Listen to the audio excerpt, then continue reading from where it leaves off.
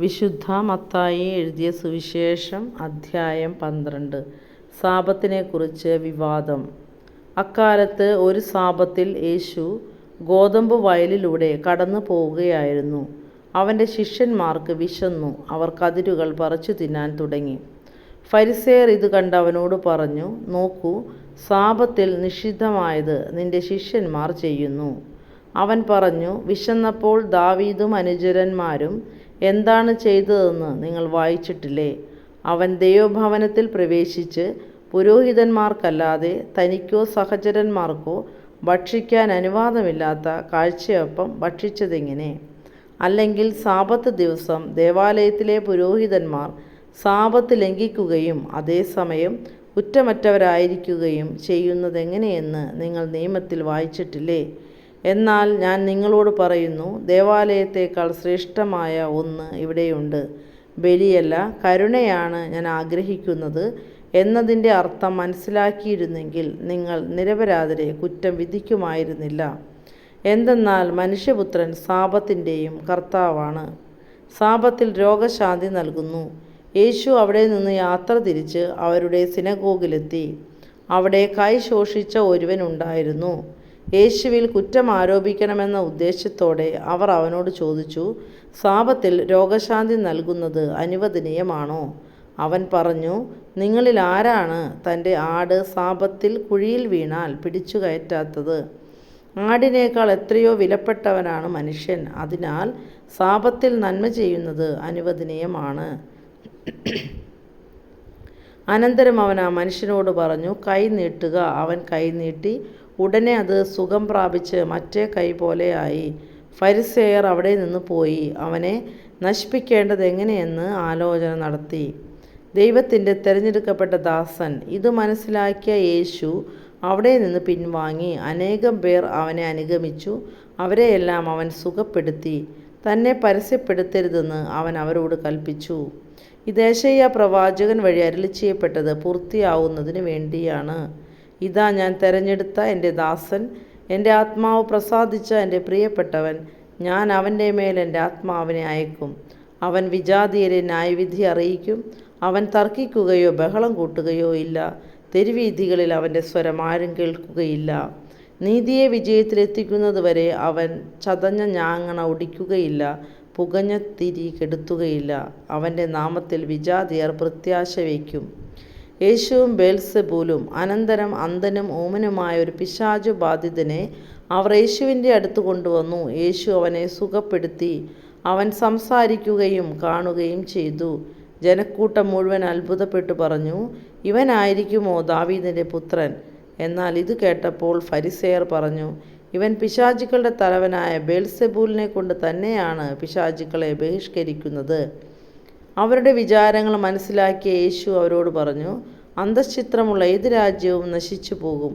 അന്തശ്ചിത്രമുള്ള നഗരമോ ഭവനമോ നിലനിൽക്കുകയില്ല. സാത്താൻ സാത്താനെ ബഹിഷ്കരിക്കുന്നുവെങ്കിൽ അവൻ തനിക്കെതിരായി തന്നെ ഭിന്നിക്കുകയാണ്. ആ സ്ഥിതിക്ക് അവൻ്റെ രാജ്യം എങ്ങനെ നിലനിൽക്കും? ബേൽസെബൂലിനെ കൊണ്ടാണ് ഞാൻ പിശാചുക്കളെ ബഹിഷ്കരിക്കുന്നതെങ്കിൽ നിങ്ങളുടെ പുത്രന്മാർ ആരെക്കൊണ്ടാണ് അവയെ ബഹിഷ്കരിക്കുന്നത്? അതുകൊണ്ട് അവർ നിങ്ങളുടെ വിധികർത്താക്കളായിരിക്കും. എന്നാൽ ദൈവാത്മാവിനെ കൊണ്ടാണ് ഞാൻ പിശാചുക്കളെ ബഹിഷ്കരിക്കുന്നതെങ്കിൽ ദൈവരാജ്യം നിങ്ങളിൽ വന്നു കഴിഞ്ഞിരിക്കുന്നു. അഥവാ ശക്തനായൊരു മനുഷ്യൻ്റെ ഭവനത്തിൽ പ്രവേശിച്ച് വസ്തുക്കൾ കവർച്ച ചെയ്യാൻ ആദ്യം തന്നെ അവനെ ബന്ധിക്കാതെ സാധിക്കുമോ? ബന്ധിച്ചാൽ കവർച്ച ചെയ്യാൻ കഴിയും. എന്നോട് കൂടെയല്ലാത്തവൻ എൻ്റെ എതിരാളിയാണ്. എന്നോടുകൂടെ ശേഖരിക്കാത്തവൻ ചിതറിച്ച് കളയുന്നു. അതുകൊണ്ട് ഞാൻ നിങ്ങളോട് പറയുന്നു, മനുഷ്യൻ്റെ എല്ലാ പാപവും ദൈവദൂഷണവും ക്ഷമിക്കപ്പെടും, എന്നാൽ ആത്മാവിനെതിരായ ദൂഷണം ക്ഷമിക്കപ്പെടുകയില്ല. മനുഷ്യപുത്രനെതിരായി ആരെങ്കിലും ഒരു വാക്കു പറഞ്ഞാൽ അത് ക്ഷമിക്കപ്പെടും. എന്നാൽ പരിശുദ്ധാത്മാവിനെതിരായി ആരെങ്കിലും സംസാരിച്ചാൽ ഈ യുഗത്തിലോ വരാനിരിക്കുന്ന യുഗത്തിലോ ക്ഷമിക്കപ്പെടുകയില്ല. ഒന്നുകിൽ വൃക്ഷം നല്ലത്, ഫലവും നല്ലത്, അല്ലെങ്കിൽ വൃക്ഷം ചീത്ത, ഫലവും ചീത്ത. എന്തെന്നാൽ ഫലത്തിൽ നിന്നാണ് വൃക്ഷത്തെ മനസ്സിലാക്കുന്നത്. അണലി സന്തതികളെ, ദുഷ്ടരായിരിക്കെ നല്ല കാര്യങ്ങൾ പറയാൻ നിങ്ങൾക്ക് എങ്ങനെ കഴിയും? ഹൃദയത്തിൻ്റെ നിറവിൽ നിന്നാണല്ലോ അധരം സംസാരിക്കുന്നത്. നല്ല മനുഷ്യൻ നന്മയുടെ ഭണ്ഡാരത്തിൽ നിന്ന് നന്മ പുറപ്പെടുവിക്കുന്നു. ദുഷ്ടനാകട്ടെ തിന്മയുടെ ഭണ്ഡാരത്തിൽ നിന്ന് തിന്മ പുറപ്പെടുവിക്കുന്നു. ഞാൻ നിങ്ങളോട് പറയുന്നു, മനുഷ്യർ പറയുന്ന ഓരോ വ്യർത്ഥ വാക്കിനും വിധി ദിവസത്തിൽ കണക്ക് കൊടുക്കേണ്ടി വരും. നിന്റെ വാക്കുകളാൽ നീ നീതീകരിക്കപ്പെടും, നിന്റെ വാക്കുകളാൽ നീ കുറ്റം വിധിക്കപ്പെടുകയും ചെയ്യും. യോനാ പ്രവാചകന്റെ അടയാളം. അപ്പോൾ നിയമജ്ഞരിലും ഫരിസേയരിലും പെട്ട ചിലർ അവനോട് പറഞ്ഞു, ഗുരു, നിന്നിൽ നിന്ന് ഒരടയാളം കാണാൻ ഞങ്ങൾ ആഗ്രഹിക്കുന്നു. അവൻ മറുപടി പറഞ്ഞു, ദുഷിച്ചതും അവിശ്വസ്തവുമായ തലമുറ അടയാളം അന്വേഷിക്കുന്നു. യോനാ പ്രവാചകന്റെ അടയാളമല്ലാതെ മറ്റൊരടയാളവും അതിന് നൽകപ്പെടുകയില്ല. യോന 3 രാവും 3 പകലും തിമിംഗലത്തിൻ്റെ ഉദരത്തിൽ കിടന്നതുപോലെ മനുഷ്യപുത്രനും 3 രാവും 3 പകലും ഭൂമിക്കുള്ളിലായിരിക്കും. നിനവേ നിവാസികൾ വിധി ദിവസം ഈ തലമുറയോടൊത്ത് എഴുന്നേറ്റ് ഇതിനെ കുറ്റം വിധിക്കും. എന്തെന്നാൽ യോനയുടെ പ്രസംഗം കേട്ട് അവർ അനുതപിച്ചു. ഇതാ ഇവിടെ യോനയേക്കാൾ വലിയവൻ. ദക്ഷിണദേശത്തെ രാജ്ഞി വിധി ദിവസം ഈ തലമുറയോടൊത്ത് ഉയർപ്പിക്കപ്പെടുകയും ഇതിനെ കുറ്റം വിധിക്കുകയും ചെയ്യും. എന്തെന്നാൽ സോളമൻ്റെ വിജ്ഞാനം ശ്രവിക്കാൻ അവൾ ഭൂമിയുടെ അതിർത്തികളിൽ നിന്ന് വന്നെത്തി. ഇതാ ഇവിടെ സോളമനേക്കാൾ വലിയവൻ.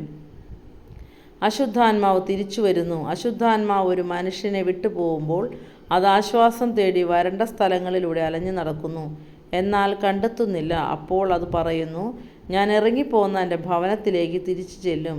അത് മടങ്ങി വരുമ്പോൾ ആ സ്ഥലം ആളൊഴിഞ്ഞ് മടിച്ചുവാരി സജ്ജീകരിക്കപ്പെട്ടും കാണുന്നു.